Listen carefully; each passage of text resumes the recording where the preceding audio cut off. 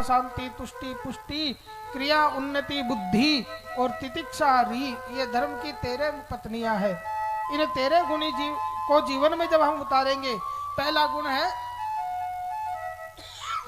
श्रद्धा, धर्म और ईश्वर में श्रद्धा आस्था रखना, संसार के प्रत्येक जीवन में मैत्री भाव रखना, शांति तुष्टि पुष्टि क्रिया, ये 13 गुण हमारे जीवन में उतरेंगे। 13 गुणों का नाम ही धर्म की 13 पत्नियां हैं।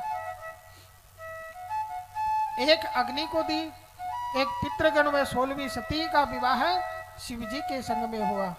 इनमें से दक्ष प्रजापति ने अपनी पुत्री सती का विवाह भगवान शिव जी के संग में किया, किंतु उनके अनुरूप सती और शिव के कोई संतान नहीं हुई। क्यों? क्योंकि सती मैया ने अपने पिता दक्ष के शरीर में ही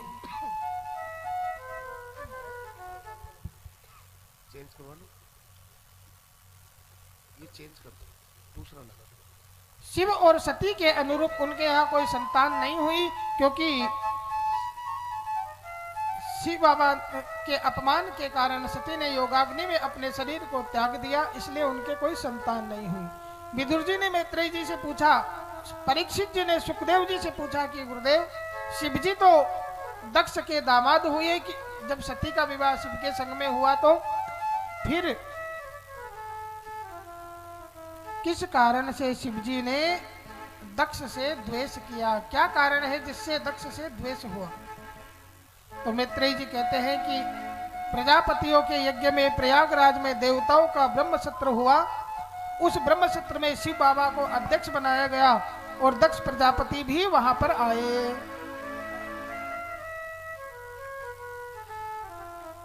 शिव बाबा नारायण का ध्यान कर रहे थे।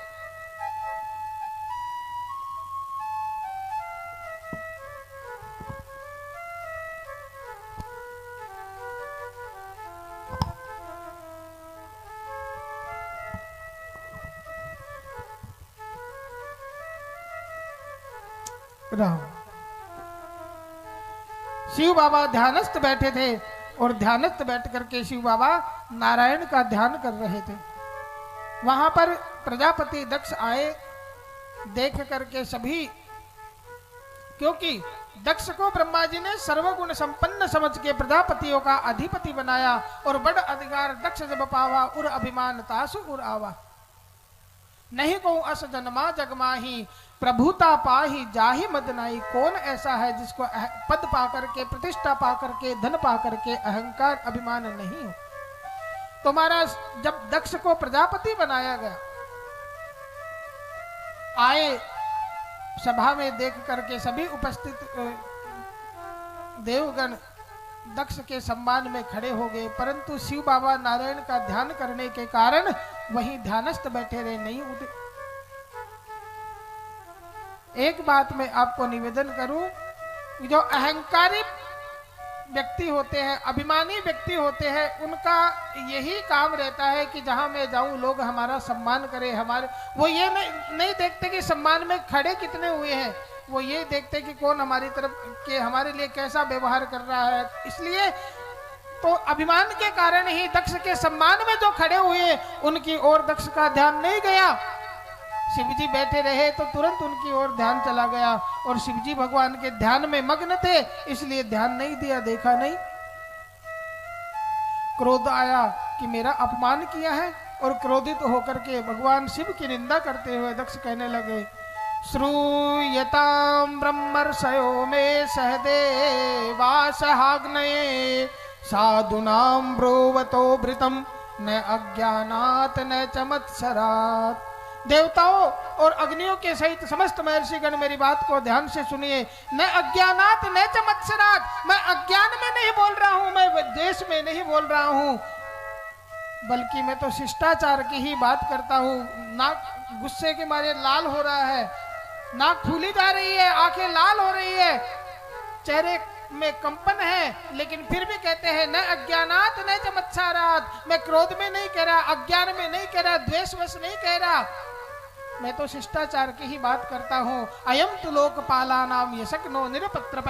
ये जो शंकर है ना, निर्लज महादेव, जो समस्त लोकपालों की कीर्ति को धूल में मिला रहा है, ये मरघट में रहने वाला, ये शमशान में रहने वाला, ये मुंडमाला धारण करने वाला, ये शमशान में रहने वाला, चिता भस्म को लगाने वाला, इसको मैंने मेरी मृगनयनी पत्नी दी, मेरी मृगनयनी पुत्री इसको पत्नी के रूप में दी। उचित तो ये था कि देवताओं के संग में ये भी मेरे को देख करके खड़ा होता, परंतु मुझे देख करके बैठा रहा।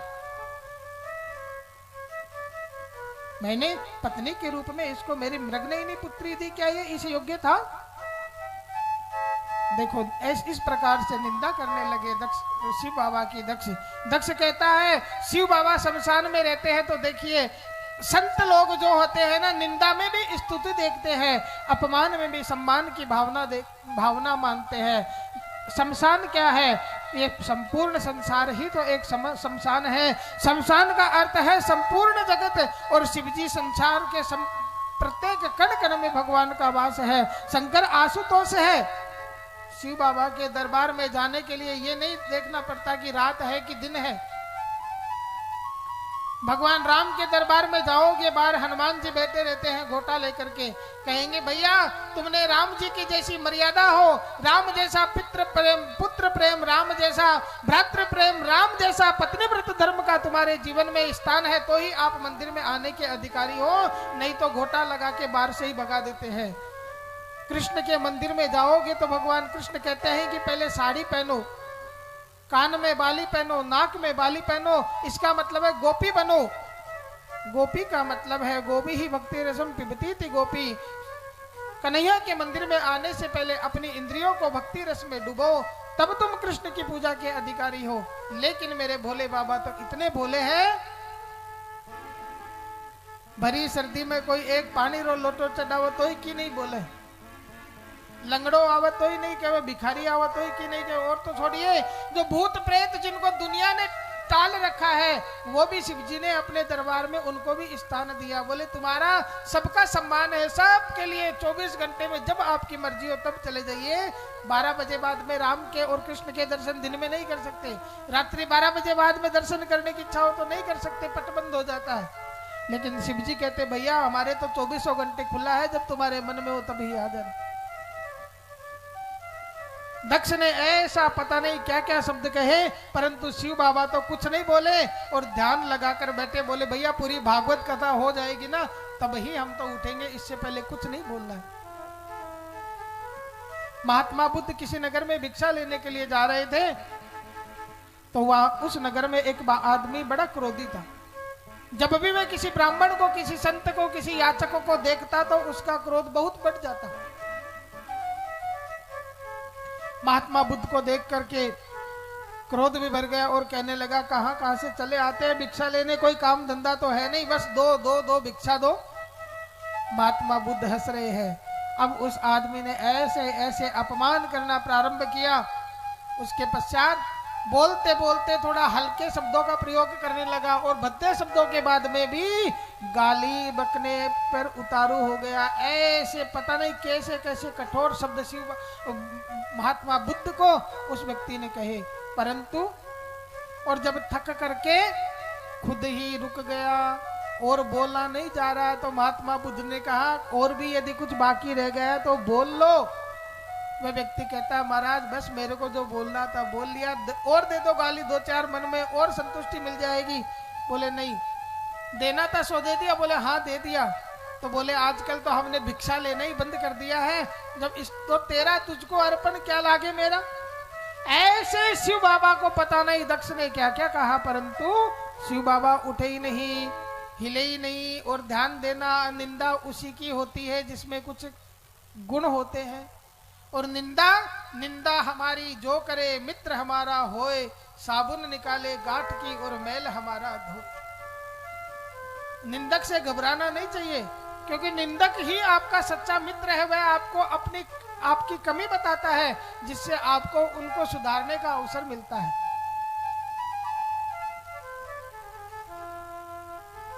शिवजी आशुतोष है।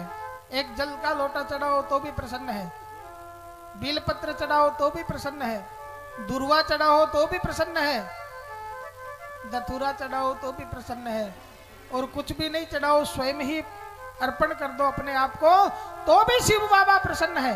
और क्या कहते हैं, एक चोर विचार किया, रोज लोगों के घरों में चोरी करते हैं, किसी दिन पकड़े जाएंगे, चलो आज तो शिव जी का मंदिर खुला है और शिव जी के मंदिर में ही चोरी करने के लिए महाराज चल दिए। अब ठाकुर जी के मंदिर में जाओ तो चवर छत्र मुकुट कुंडल ये सब कुछ मिलते हैं, लेकिन शिव जी तो कुछ है ही नहीं, अपने पास कुछ रखते ही नहीं, तो चुरावे क्या। फिर ध्यान आया कि मंदिर के ऊपर एक घंटा लटका हुआ है, चोर की हाइट थोड़ी छोटी, तो घंटा तोड़े कैसे, घंटा चुराए कैसे, घंटे को उतारे कैसे। शिवलिंग के ऊपर चोर चढ़ गया और एक हाथ से घंटे को पकड़ के दूसरे हाथ से उतारने लगा, तो शिव बाबा प्रकट हो गए और कहने लगे बेटा वरदान मांगो, वरम ब्रूही वरम ब्रूही।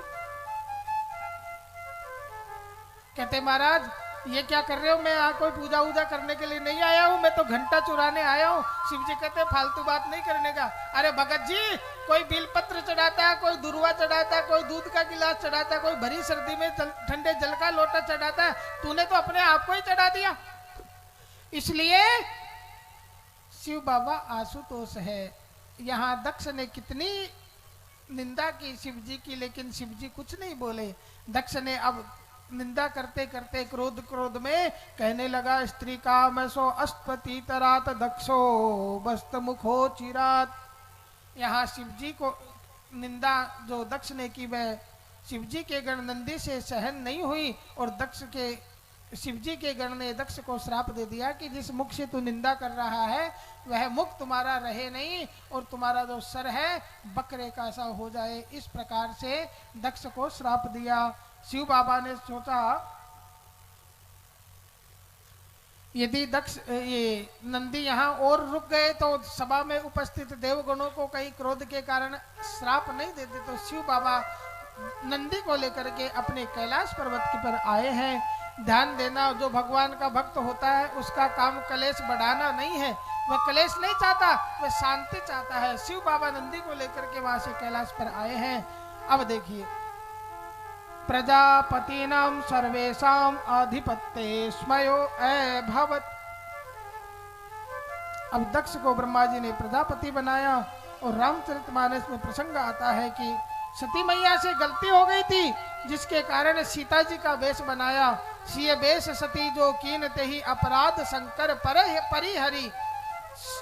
भगवान की परीक्षा लेने के लिए सती ने जानकी जी का वेश बनाया, तो शिव बाबा ने उनको त्याग दिया था। अब दक्ष महाराज अस्तु भगवान शंकर आदि ब्रह्मनिष्ठ यज्ञों को भाग न देकर उनका तिरस्कार करते हुए जब प्रजापति की पदवी मिली, तो दक्ष ने कनखल हरिद्वार में एक यज्ञ का आयोजन किया, और उसने अपने श्राप को सिद्ध करने के लिए दुराग्रह के कारण, असूयता के कारण सबको तो बुलाया, किंतु शिव बाबा को निमंत्रण नहीं भेजा। द्वेष बुद्धि के कारण दक्ष ने शिव बाबा को निमंत्रण नहीं भेजा। अब तो देखो, देवता लोग अपनी अपनी पत्नियों के संग में अपने अपने वाहनों में बैठ करके, अपने अपने साधनों में बैठ करके कैलाश पर्वत के ऊपर से जाने लगे कनखल हरिद्वार की ओर।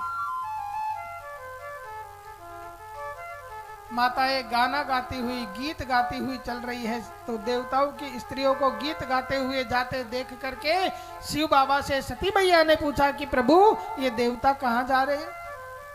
तो शिव बाबा ने कहा, देवी तुम्हें पता नहीं है, तुम्हारे पिताजी ने यज्ञ किया है।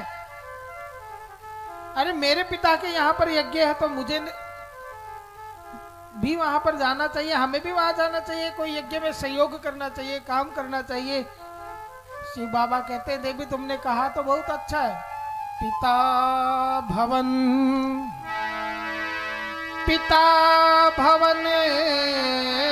उत्सव परम जो प्रभु आयस हो, तो मैं जाऊं कृपायतन सादर देखन सोई, सादर देखन सो। मेरे पिताजी ने यज्ञ किया है, आपकी आज्ञा हो तो हमें भी वहां चलना चाहिए, आपका विचार हो तो। सती मैया को शिव बाबा ने समझाया। देवी पिता ने हमें निमंत्रण नहीं दिया, लेकिन सती मैया कहती है शिव शंकर भोलेनाथ हो नाथ, मुझे यज्ञ देखन गावन दे। शिव शंकर भोलेनाथ हो नाथ, यज्ञ देखन गावन दे। शिव शंकर भोलेनाथ हो नाथ, मुझे यज्ञ देखन जावन दे। शिव शंकर भोलेनाथ हो नाथ, मुझे यज्ञ देखन गावन दे। मुझे यज्ञ देखन जावन दे। मुझे यज्ञ देखन गावन दे। मुझे यज्ञ देखन जावन दे। यज्ञ देखन गावन दे। शिव शंकर भोलेनाथ हो नाथ, मुझे यज्ञ देखन जावन दे। शंकर भोलेनाथ हो नाथ, मुझे यज्ञ देखन गावन दे।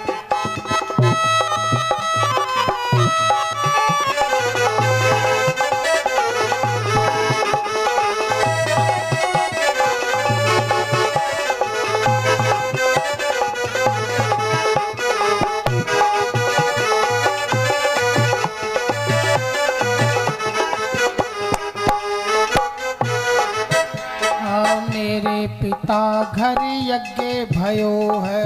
मेरे पिता घर यज्ञ भयो है। मेरे पिता घर यज्ञ भयो है। मेरे पिता घर यज्ञ भयो है। जी हम भी देखन जावे हो जावे, मोये यज्ञ देखन जावन दे। हम देखन ले जाए हो जाए, देखन गावन दे। मोये यज्ञ देखन जावन दे।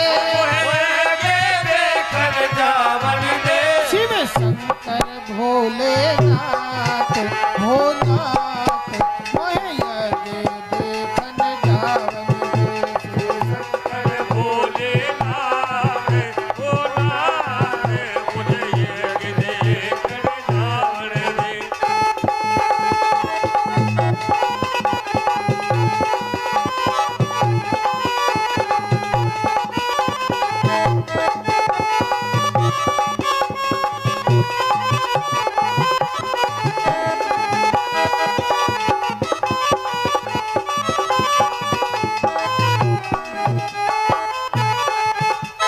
बिना बुलाए मत ना जाओ। बिना बुलाए मैं ना जाऊं। बिना बुलाए मत ना जाओ।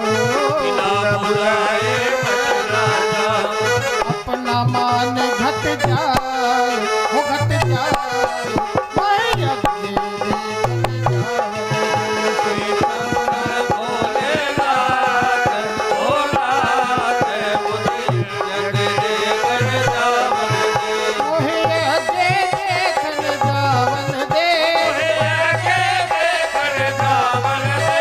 शिव शंकर भोलेनाथ हो नाथ, मोहे यज्ञ देखन जावन दे। शंकर भोलेनाथ हो नाथ, मुझे यज्ञ देखन गावन दे। महाराज सती मैया भगवान शिव से कहती है तो शिव जी कहते हैं कि देवी यद्यपि मित्र पितु प्रभु गुरु गेहा, जाइए बिन बोले न संदेहा। पिता के घर, मित्र के घर, गुरु के ग्रह व्यक्ति बिना बुलाए जाए तो कोई संदेह नहीं है, लेकिन तदपि विरोध मान जह कोई, तहां गए कल्याण न होई।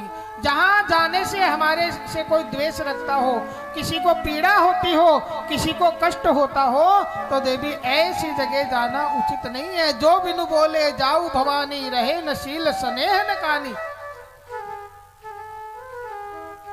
देवी बिना बुलाए जाना उचित नहीं है।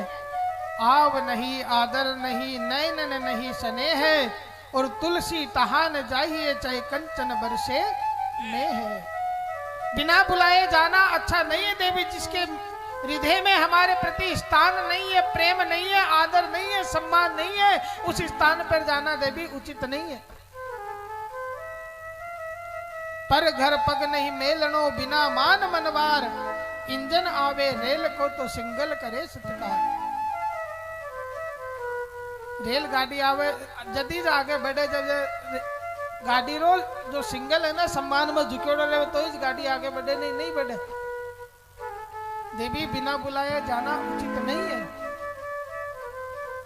अब नहीं मानी सती मैया, कर देखा हरि जतन बहु रहती न दक्ष कुमारी, दिए मुख्य गण संग तब विदा कीन त्रिपुरारी।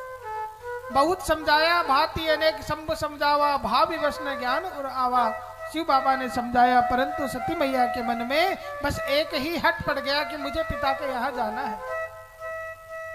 और शिव बाबा से झगड़ करके सती मैया चलने लगी। एक बात निवेदन करूं आपसे, अपने घर से जब भी आप बाहर जाओ, घर से किसी भी काम के लिए बाहर जाओ, एक बात का विशेष ध्यान रखना, जो भी आपका इष्ट है, जिसकी आप मंदिर में विराजमान करके पूजा करते हो, सेवा करते हो, उस इष्ट को प्रणाम करके उस इष्ट से मिलकर के आप घर से बाहर जाओ, और आने के बाद में सबसे पहले आप उससे मिलो।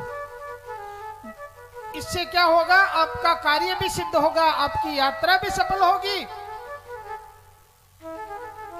घर में बाहर, घर से जब निकलो, घर में झगड़ करके कभी बाहर मत निकलो। ये प्रमाण है सती मैया का प्रसंग। शिव बाबा ने समझाया, नहीं मानी, और शिव जी से झगड़ करके सती मैया घर से बाहर चली है। और पिता के घर, यद्यपि पिता के ही घर आई, लेकिन फिर भी अपने आप को मिटना पड़ा, नष्ट होना पड़ा। तो घर से बाहर जाए उस समय अपने इष्ट को प्रणाम करके निकले कि हे कन्हैया, मैं जिस प्रकार से प्रसन्नता पूर्वक जा रहा हूँ, वैसे ही सकुशल अपने कार्य को आपके आशीर्वाद से पूरा करके आऊं। और आते ही सबसे पहले भगवान को धन्यवाद दीजिए, आपकी कृपा से मेरे यात्रा, मेरा काम सफल हो गया। तो ये बात ध्यान रखना, घर से झगड़ करके मत निकलिए। अब सती है मति और शिवजी है गुरु। गुरु के वचनों का जब तक जीव की बुद्धि पर, जीव की मति पर नियंत्रण होता है, तब तक मति प्रसन्न रहती है, मति स्वस्थ रहती है। यहाँ सदगुरु के रूप भवानी शंकर वंदे बोधमयम नित्यम गुरुम शंकर रूपिणम। शिवजी गुरु है और सती मैया बुद्धि है। मति ही तो सती है। जब मति गुरु को छोड़ करके, गुरु के चरणों का आश्रय छोड़ करके, सिद्धांत को छोड़ करके चलती है, तब उस मति को मिटना ही पड़ता है। अपने पिता के घर में आई है और पिता के घर में आकर के सादर भले ही मिली, एक माता भगनी मिली, बहुत मुस्कुराता माँ मिली है। बहिनें हंसी उड़ाती है कि देखो बिना बुलाए भी लोग आ जाते हैं। अपमान करने के भाव से सती मैया को देखती है। और जैसे ही दक्ष ने देखा, क्रोध से लाल हो गया। अब तो माँ सती यज्ञ मंडप में आती है और यज्ञ मंडप में आकर के देखती है तो कतहु न दीख शंभ कर भागा। कहीं पर भी शिवजी का स्थान दिखाई नहीं दिया, शिवजी का स्थान नहीं मिला। तब सती मैया को क्रोध आ गया और क्रोधित होकर के सती मैया कहती है, सुनहु सभासद सकल मुनिंदा, कही सुनी जिन शंकर निंदा।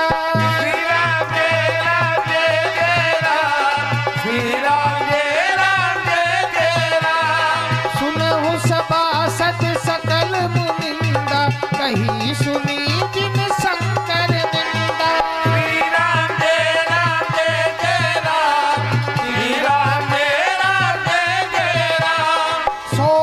तुरत लहब सब काहू, भली भांति पछताव पिताऊ।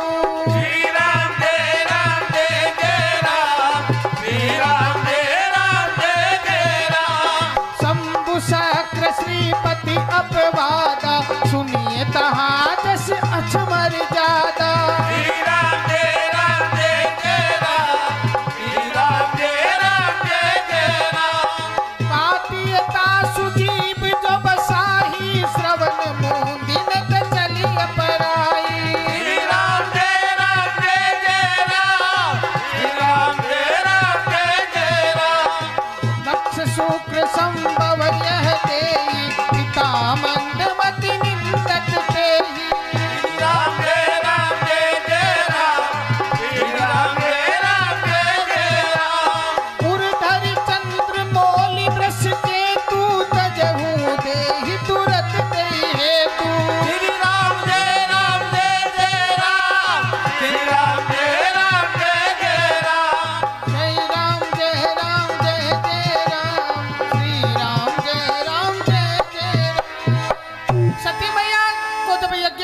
भगवान शिव का भाग नहीं दिखा, क्रोधित हो उठी और क्रोधित होकर के सती मैया सभा में उपस्थित ऋषि गणों, देव गणों, मुनियों को कहती है, आपने ये सहन कैसे कर लिया कि यज्ञ में शिव जी का स्थान नहीं है?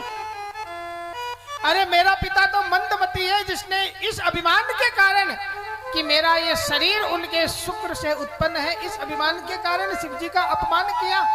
शास्त्र कहता है जहां पर शिव की अपमान, देव का अपमान हो, शिव का अपमान हो, हमारे देखो कोई व्यक्ति हमारे सामने हमारे शास्त्रों की निंदा करे, कोई व्यक्ति हमारे सामने हमारे गुरु की निंदा करे, हमारे धर्म की निंदा करे, उस समय हमें क्या उपाय करना चाहिए? यदि आप में सामर्थ्य है तो उसको दंडित करना चाहिए, उसकी जीभ काट दो अथवा और उसको दंड देना चाहिए, अथवा तो यदि नहीं कर सकते तो कान बंद करके वहां से चलिए। मेरे कारण मेरे पति का अपमान हुआ, काट ये तासु जीभ जो बसाई, श्रवण मूंद न तो चलिए पराई। सती मैया कहती है मेरा पिता मंदमती है, जो मेरे शरीर को अपना मान करके अपने से उत्पन्न मान करने के कारण शिव जी का अपमान किया। अब क्रोध में मेरे पिता को भी इसका परिणाम भुगतना पड़ेगा। योगाग्नि को प्रकट किया और भगवान शिव जी की मूर्ति को हृदय में धारण करके अस कहियो गीत अग्नि तनु जारा भयहु सकल मतिया श्री राम जय राम जय जय राम, श्री राम जय राम जय जय राम, सिया राम। उर्धरि चंद्र मोली वृष के तू तजहू देह तुरत हे तू सिया राम। श्री राम जय राम जय जय राम, श्री राम जय राम जय जय राम। सती मैया ने योगाग्नि को प्रकट किया और योगाग्नि में अपने शरीर को जला दिया, समर्पित कर दिया। नारद जी ने जाकर के शिव बाबा को सती मैया के दक्ष में के यज्ञ में शरीर को जलाने का, योगाग्नि में त्याग का समाचार दिया। तो समाचार जब शंकर पावा, वीर भद्र करी कोप पटावा, भई जग विदित दक्ष गति जो ही, जस कसु शंभु विमुख के होई। इस प्रसंग का विस्तार रामचरितमानस में है। शिव बाबा ने वीरभद्र को भेजा है और वीरभद्र ने दक्ष के यज्ञ में उपस्थित सभी जनों को दंडित किया है। दक्ष के सर को धड़ से अलग किया है और यज्ञ के कुंड में सर्व आहुति लगाई है। अब यहाँ पर शिव बाबा आए, शिव जी को देख करके दक्ष मानसिक स्तुति करता है और शिव बाबा से कहता है यो असौ मया विदित तत्वदृशा सभाया क्षिप्तो दुरुक्ति विशिखेर गणप्य तन्मा अर्वाक पतंत महरतम निंदिया पात दृष्टया आर्दया स भगवान स्वकृतेन तुष्येत्। दक्ष कहता है प्रभु मैं आपके तत्व को नहीं जानता था ना, इसलिए आपके अपनी अज्ञानता के कारण मैंने आपकी निंदा की। प्रभु आप आशुतोष हो, आप करुणा सिंधु हो, आप अकारण करुणा वरुणालय हो। हे प्रभु आप मेरे अज्ञानता को क्षमा कीजिए, मैंने अज्ञानतावश आपका अपराध किया, आपकी निंदा की और मुझे अपराधों का परिणाम भी भुगतना पड़ा। हे प्रभु अब आप मेरे अपराधों को क्षमा कीजिए। आप दयालु हो, आप उदार हो, आप करुणा सिंधु हो, आपका तो नाम आशुतोष है। इस प्रकार से देवताओं ने भी दक्ष के संग में शिव जी से प्रार्थना की। शिव बाबा ने दक्ष के सर पे, धड़ पे बकरे का सर लगाया है। बकरे को कहते हैं संस्कृत में अज, और अज का मतलब होता है ब्रह्म। दक्ष है ये संसार का जीव। देखो संतों ने इस प्रसंग पर विचार किया कि दक्ष और शिवजी में आपस में बनती क्यों नहीं है, दोनों ससुर और दामाद हैं। तो दक्ष है शिवजी के मानस पुत्र, ब्रह्मा जी के मानस पुत्र, और ब्रह्मा जी का काम है सृजन करना, निर्माण करना, बनाना, लेकिन दक्ष ब्रह्मा जी का मानस पुत्र होने के कारण बनाई हुई चीजों को मिटा देता है, इसलिए दोनों को आपस में नहीं बनती है। लेकिन विचार करना, केवल निर्माण ही निर्माण हो, सृजन ही सृजन हो और श्रृंगार नहीं हो तो क्या सृष्टि संतुलित रहेगी? और केवल श्रृंगार ही हो, सृजन नहीं हो तो भी सृष्टि का संतुलन नहीं रह सकता। सृष्टि को संतुलित बनाए रखने के लिए निर्माण और सृजन दोनों, सृजन और श्रृंगार दोनों ही जरूरी है। अब सती का दक्ष ने सम्मान नहीं किया, अतः सती ने योगाग्नि में शरीर को त्याग दिया। शिव जी है गुरु, सती है बुद्धि। जीव की बुद्धि जब गुरु के वचनों का त्याग करती है, मति जब स्वेच्छाचारी होती है, स्वच्छंद होती है, शास्त्रों का त्याग करके स्वच्छंद विचरण करने वाली होती है, फिर उस मति को मिटना ही पड़ता है। बुद्धि नाशात प्रणश्यति, इसलिए मति जो है ना, सती का विवाह शिव जी के संग में हुआ। शिव का नाम है कल्याण, शिव का अर्थ होता है कल्याणम शिवम करोति इति शिव है। इसलिए मति को शुभ कार्यों में लगाओ, तन में मन है शिव संकल्पम अस्तु। दक्ष के धड़ पे बकरे का सिर लगाया, उसकी दृष्टि में भेद था। शिव और राम में भेद किया, विष्णु में भेद किया। भावार्थ रामायण में स्वामी गुरु एकनाथ जी महाराज संत लिखते हैं, देखो भगवान राम शिव जी का ध्यान करते हैं, भगवान विष्णु शिव जी का चिंतन करते हैं और शिव जी विष्णु का चिंतन करते हैं। तो जो जिसका चिंतन करता है उसका वैसा ही स्वरूप हो जाता है। यद्यपि विष्णु रजोगुण के स्वामी है, तो विष्णु का वर्ण कैसा होना चाहिए? गौर वर्ण होना चाहिए। लेकिन वर्ण कैसा है? शांताकारं भुजगशयनं पद्मनाभं सुरेशं विश्वाधारं गगन सदृशं मेघवर्णं शुभांगम। भगवान का रूप कैसा है? मेघ वर्णम। और शिव जी है तमोगुण के स्वामी, तो शिव जी का स्वरूप काला होना चाहिए, लेकिन शिव जी का स्वरूप कर्पूर गौरम करुणावतारम संसार सारम भुजगेंद्रहारम, ये शिव जी का स्वरूप है। ध्यान का ही परिणाम है। जो जैसा हमारी बुद्धि में जैसा चिंतन होगा, जैसा हम चिंतन करेंगे, वैसे ही हमारे मन में कार्य करने की प्रवृत्ति आएगी। इसलिए राम जी विष्णु शिव जी का चिंतन करते हैं तो राम जी गोर है, और शिव जी राम जी का चिंतन करते हैं मेघ वर्ण के समान है। जैसा देखो भंवरा होता है ना, उसका चिंतन करता है कीट, और चिंतन करते करते वह भी भंवरे में ही बन जाता है। तो हमारी बुद्धि जो है, उस बुद्धि को तन में मन है शिव संकल्पम अस्तु, शुभ संकल्पों में, अच्छे कार्यों में लगाओ।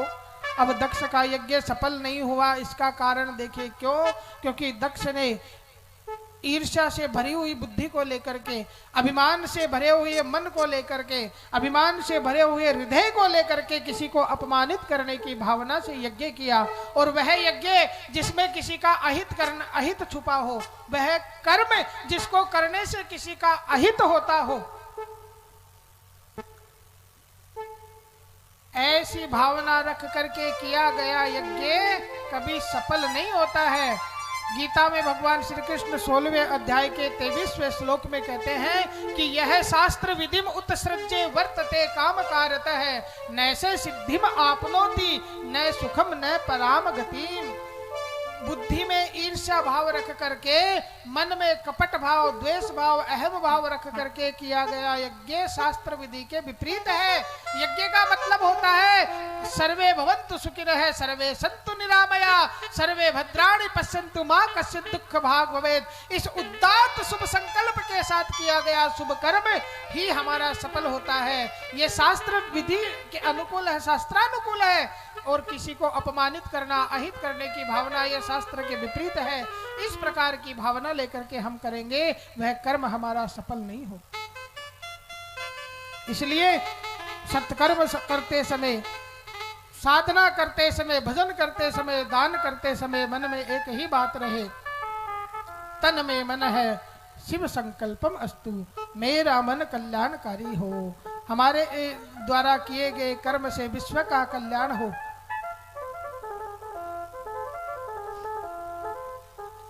अब प्रसंग आता है कि सती मैया ने योगाग्नि में शरीर को त्यागते समय वरदान मांगा था, सती मरत हरिशन वर मांगा, जन्म जन्म शिव पद अनुरागा, तेहि कारण हिम गिर गिरह जाई, जन्मी पार्वती तन पाई।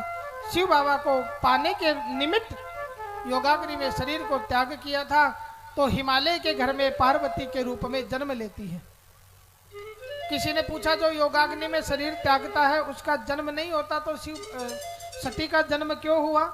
तो संतों ने बताया, अंत समय में सती की मति में भगवान शिव का ही चिंतन था। और ध्यान देना, हमारी मति में अंते मति सा गति, हमारी मति अंतिम समय में जो चिंतन करती है ना, वही हमारे बंधन का और मोक्ष का कारण बनता है। इसलिए प्रतिक्षण, किसी भी क्षण मन में द्वेष भाव नहीं आ पाए, प्रतिक्षण भगवान से यही कहते रहो, हे नाथ मैं आपका हूँ, हे नाथ केवल आप ही मेरे हो, हे नाथ मेरे द्वारा कभी किसी का अहित नहीं हो, कभी किसी का बुरा नहीं हो। इस प्रकार की भावना मन में रखिए। तो महाराज सती मैया ने, देखो अभी आप यहाँ बैठे हो, कथा सुन रहे हो, कथा के बाद में प्रसाद लेकर के आप घर जाओगे, और घर जाने के बाद में आपको याद आया कि किसी को फोन करना है, तो आपके मन में ये आया कि फोन करना है, लेकिन फोन तो आप मिल ही नहीं रहा। फिर विचार आया, अरे अरे कहीं हम वहाँ तो कथा में बैठे थे, वही वहाँ तो नहीं रख गए हमारा पर्स, हमारा फोन, हमारा रुमाल, जो कोई वस्तु हम हमारे को उस समय स्मरण आए वो कथा में तो नहीं रह गई। पहले आप घर में चारों तरफ देखोगे, फिर चलते चलते कथा पंडाल में आओगे। साधारण सांसारिक वस्तु की आसक्ति आपको पुनः पंडाल में ले आती है। बस इसी प्रकार से अंतिम समय में जैसा हमारा चिंतन होता है, वही बंधन और मोक्ष का कारण बनता है। प्यारे, अपनी मति, प्रतिक्षण अपनी मति से शुभ संकल्प करते रहो, शुभ चिंतन करते रहो। अब यहाँ सती मैया ने पार्वती के रूप में जन्म लिया। नारद जी के माध्यम से पार्वती को तप करने की शिक्षा मिली। पार्वती ने तप किया, और तप करने के बाद में भगवान शिव जी को पति के रूप में पाने के लिए आराधना की। भगवान राम ने भी शिव जी को आज्ञा दी है। देवताओं ने कामदेव को संग में लेकर के कामदेव के माध्यम से शिव जी की समाधि भंग की। तारकासुर नाम के राक्षस को मारने के लिए शिव जी के पुत्र की आवश्यकता थी। शिव जी समाधि, सती के बाद में समाधि में बैठे थे, तो कामदेव के को माध्यम बना करके शिव जी की समाधि भंग हुई। इधर नारद जी ने पार्वती को भगवान शिव को पाने के लिए साधना विधि बताई। माँ पार्वती ने नित नवचरण उपज अनुरागा, बिसरी देह तपई मन लागा, संबत सहस मूल फल खाए, साग खाए सतवारी बरस बिताए, कछु दिन भोजन बारी बतासा, किए कठिन कछु दिन उपवासा, बेल पाती में परी सुखाई, 3 सहस संबत सो खाई। इस प्रकार से भगवान शिव जी को पाने के लिए पत्तों का सेवन करके, वायु का सेवन करके बहुत कठोर तप किया। तब शिव बाबा ने सप्तऋषियों को भेजा है। सप्तऋषि वहां से चल करके माँ पार्वती के पास आते हैं। इधर सप्तऋषियों के माध्यम से पार्वती पुनः आकाशवाणी के माध्यम से सूचना पाकर के अपने घर पे आती है, और इधर सप्तऋषि हिमालय के सप्तऋषियों के माध्यम से शिव बाबा कुमकुम पत्रिका लिखा करके भेजते हैं। और शिव बाबा और पार्वती मैया, आइए हम भी उस झांकी का दर्शन करें। बहुत संक्षिप्त में हमने श्रवण किया। अरे दूल्हा बने भोलेनाथ जी हमारे, दूल्हा बने भोलेनाथ जी हमारे, दूल्हा बने भोलेनाथ जी हमारे, दूल्हा बने भोलेनाथ जी हमारे। ले बारात गोरा जी के बारे, मेरे बारात गोला जी के द्वारे। इस दूल्हे पे जगह है दीवाना दीवाना, दूल्हा बने भोलेनाथ जी हमारे, दूल्हा बने भोलेनाथ जी हमारे।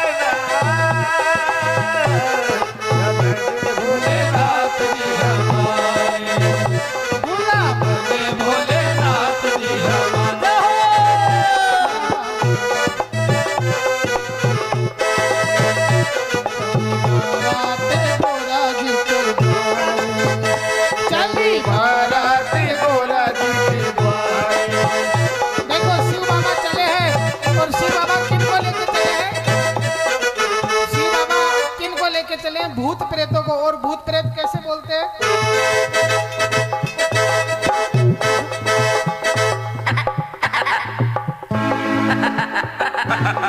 भूत प्रेत गर्जना करते हुए चले हैं।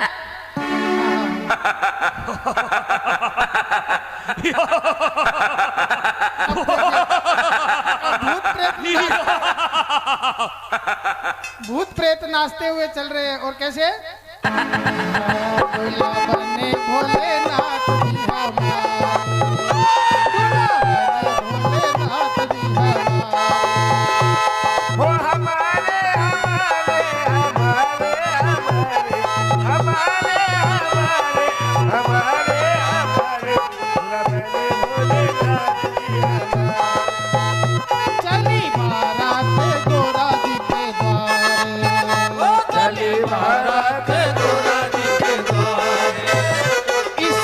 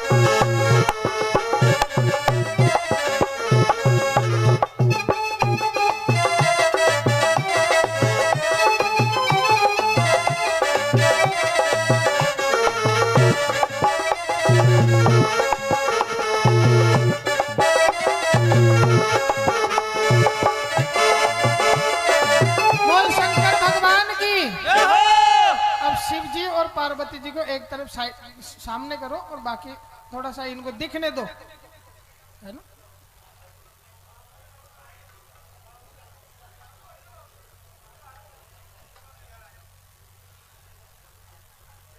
बोल शंकर भगवान की जय हो। शिव बाबा पार्वती के यहाँ पर बारात लेकर के आए हैं भूत प्रेत संग में, और ऐसे ऐसे दिव्य बाराती, किसी के बहुत सारे पैर, किसी के है ही नहीं, प्रसंग को प्रणाम करते हैं। अब शिव जी के स्वरूप को देख करके माता जी ने देखा है तो देखते ही हाथ से थाली गिर गई। फिर नारद जी ने समझाया, शिव जी की आरती की, विवाह मंडप में आए हैं और दोनों का विवाह संस्कार महाराज जी, हाँ यहाँ ऊपर, दूल्हा बने भोलेनाथ जी हमारे, दूल्हा बने भोलेनाथ जी हमारे, ले बारात चली बारात गोरा जी के द्वारे, चले बारात गोरा जी के द्वारे। इस दूल्हे पे जगे है दीवाना, दूल्हा बने भोलेनाथ जी हमारे, दूल्हा बने भोलेनाथ जी हमारे। बोल शंकर भगवान की। जय हो।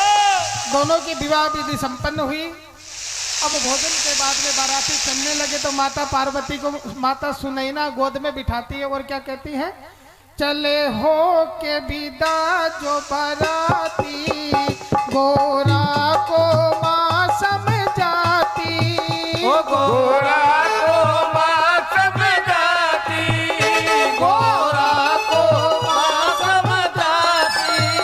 चले हो के विदा बाराती, गोरा को माँ समझाती, गोरा को माँ समझाती, गोरा को माँ समझाती।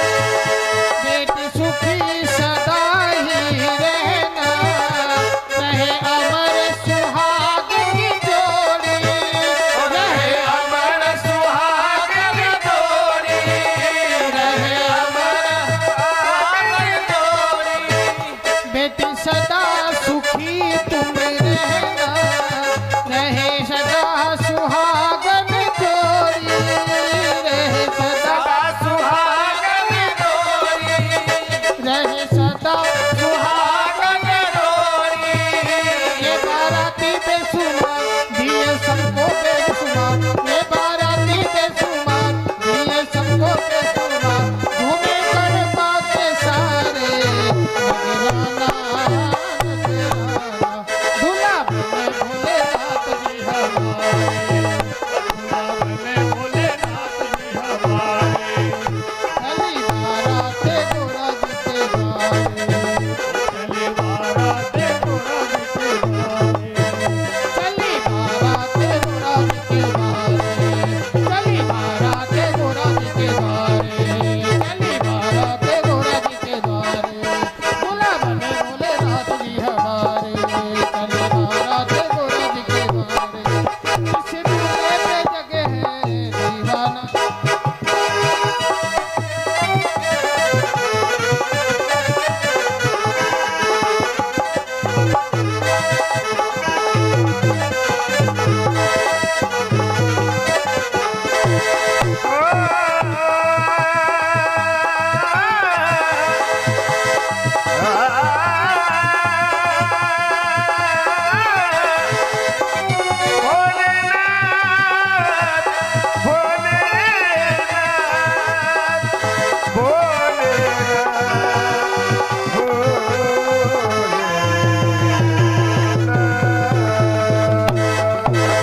शंकर भगवान की इस प्रकार से सती मैया का पुनर्जन्म हुआ और शिव जी को पाने के निमित्त तप किया और शिव पार्वती का विवाह हुआ। अब शिव परिवार से थोड़ी सी शिक्षा लेकर के हम बढ़े आगे। शिव जी का ही परिवार एक ऐसा परिवार है, पूरी दुनिया में आपको शिव जी का परिवार एक ऐसा परिवार मिलेगा जहां एक दूसरे के विरोधी होते हुए भी प्रेम से रहते हैं, कभी झगड़ा नहीं करते। शिव जी के गले में क्या है? सर्प। तो सर्प के मुख से क्या निकलता है? विष। और शिव जी के माथे पे है चंदा, वो क्या टपकाता है? अमृत। चंद्रमा से अमृत की किरणें निकलती है। दोनों एक दूसरे के विरोधी, फिर भी शिव जी के परिवार में चकाचक रहते हैं। शिव जी का वाहन है नंदी, मां पार्वती का वाहन है शेर। एक दूसरे के शत्रु, फिर भी प्रेम से रहते हैं। शिव जी के बेटे का वाहन है गणेश जी का चूहा, और दूसरे का है मोर। चूहा और सर्प भी शत्रु है, मोर और सर्प भी शत्रु है, फिर भी प्रेम से चकाचक रहते हैं। शिव जी के बेटे की पूजा, वाहन की पूजा, सबकी पूजा होती है। कृष्ण के मंदिर तो जगह जगह मिल जाएंगे, लेकिन कभी कृष्ण के बेटे का मंदिर देखा है क्या? शिव परिवार का ही एक ऐसा, शिव परिवार ही एक ऐसा है जिसका प्रत्येक सदस्य पूजा जाता है। क्यों? क्योंकि संगठित रहते हैं, मिलजुल करके रहते हैं। बस हमें भी इस बात को ध्यान से, ये शिव परिवार का जो सूत्र है, वर्तमान समय में हमारा जो हिंदू धर्म है उसको संगठित, ये जो विभिन्न प्रकार की जातियों में, संप्रदायों में बट गया, इसलिए कोई भी आपको घर में आकर के मार जाता है और आप चिल्लाते रह जाते, कुछ नहीं होता है। वृंदावन बिहारी लाल की जय। शिव परिवार को देखते हैं, पूजते हैं, तो शिव परिवार का सूत्र है संगच्छद्वम समवदद्वम समवोमदानसी जानताम देवा भागम यथा पूर्वे संजनानाम उपासते। संगठित रहिए, मिलजुल करके रहिए। विचार भले ही नहीं मिले, लेकिन मन जो हमारे है ना, मिले हुए हो, संगठन में रहे, ये शिव परिवार का सूत्र है। शिव जी है गुरु, शिव जी है विश्वास, पार्वती है श्रद्धा, गणेश जी है बुद्धि विवेक, और कार्तिकेय है पुरुषार्थ। जिसके यहाँ श्रद्धा हो, विश्वास हो, विवेक हो और पुरुषार्थ करने का सामर्थ्य हो। विवेक ये हो कि कितनी मेहनत करनी है, कब कितनी बजे करना है, यह हमें ज्ञान हो। मान लो कोई आदमी मेहनत तो करने की इच्छा होती है, लेकिन उसे इस बात का ध्यान नहीं है कि कब किस समय कौन सा उपाय किया जाए।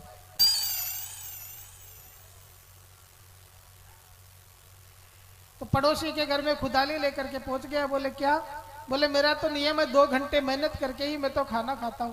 तो भैया तुम्हारा आंगन फोड़, मेरा क्यों फोड़ रहा है? बुद्धि के साथ में, पुरुषार्थ के साथ में बुद्धि जरूरी है कि कब कहां बल का प्रयोग करना है। कमजोर को मार दिया तो दो जगह हो सकती है। या तो देखो, बिना विवेक के बल का उपयोग करने पर 2 जगह ही मिलती है, या तो हॉस्पिटल में जाओ या फिर थाने में जाओ। मारने वाला, सामने वाला आपसे कमजोर है तो वो आप थाने में जाओगे, और सामने वाला आपसे बलशाली है तो आप हॉस्पिटल में जाओगे। इसलिए बल का प्रयोग करना चाहिए, लेकिन कहाँ करना है, कब करना है, ये तो विवेक हो। तो कार्तिकेय है पुरुषार्थ के, और गणेश जी है विवेक के प्रतीक। शिव और पार्वती श्रद्धा और विश्वास के प्रतीक है। जहां हमारे परिवार में भी शिव जैसी श्रद्धा, विश्वास, विवेक और पुरुषार्थी व्यक्ति हो तो परिवार संगठित हो, कोई हमारा कुछ नहीं बिगाड़ सकता। वृंदावन बिहारी लाल की जय हो। यही शिव जी का परिवार हमें संदेश देता है। अब चौथे स्कंद के 8वें अध्याय में 5 श्लोकों में अधर्म के वंशजों का वर्णन किया गया। और जीवन में देखो, हम पुण्य नहीं कर सकते तो कोई बात नहीं है, लेकिन पाप भी कभी नहीं करना चाहिए। अधर्म भी ब्रह्मा का पुत्र है। इसकी अधर्म की पत्नी का नाम है मृषा देवी। मृषा यानी झूठा वासन, मिथ्या बोलना, झूठ बोलना। ये अधर्म की पत्नी मृषा देवी का पुत्र है। दम, इनके 2 पुत्र हुए, एक का नाम दम्भ और दूसरे का नाम माया। माया नाम की एक कन्या हुई।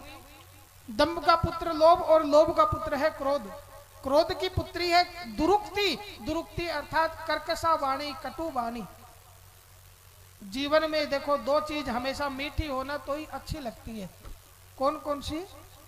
पानी यदि मीठा हो तो पीने का मन करता है, और वाणी यदि मीठी हो तो सुनने का मन करता है। पानी और वाणी हमेशा मीठे ही अच्छे लगते हैं। तो ये जो है क्रोध की पुत्री है दुरुक्ति, जिसको कहते हैं कटु वाणी।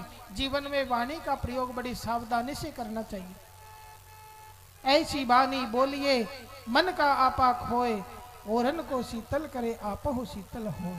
परिवार में झगड़े होने का, परिवार में बिखराव होने का एक कारण हमारी वाणी भी होती है। एक कारण परिवार में झगड़ों का, कलेश का, कलह का, परिवार टूटने का कारण कभी कभी हमारी वाणी भी होती है। इसलिए वाणी को प्रयोग करो तो प्यारे विवेक पूर्वक करो, विनम्र वाणी, मधुर वाणी का प्रयोग करो। तुलसी मीठे बचन ते सुख उपजत चहु और, वशीकरण एक मंत्र है तजदे बचन कठोर। हो सकता है भगवान ने आपको सुंदर नहीं बनाया हो, भगवान ने आपको संपन्न नहीं बनाया हो, भगवान ने आपको कोई प्रतिष्ठित पद नहीं दिया हो, इसमें आप किसी से कम हो सकते हो, लेकिन वाणी रूपी धन ऐसा है जिसको भगवान ने सबको समान रूप से दिया है। इसलिए जितना हो सके मधुर वाणी का प्रयोग करना चाहिए। परिवार में कलेश होने का कारण हमारी कटु वाणी भी होती है।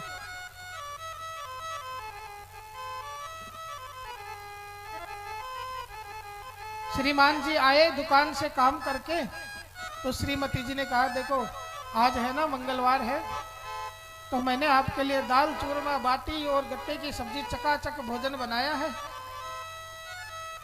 तुम जल्दी से आ जाओ, फ्रेश होकर के हाथ मुंह धो लो, बड़ी जोर की भूख लग रही है, दोनों साथ बैठ करके भोजन करेंगे। तो पत्नी के इस प्रकार कहने पर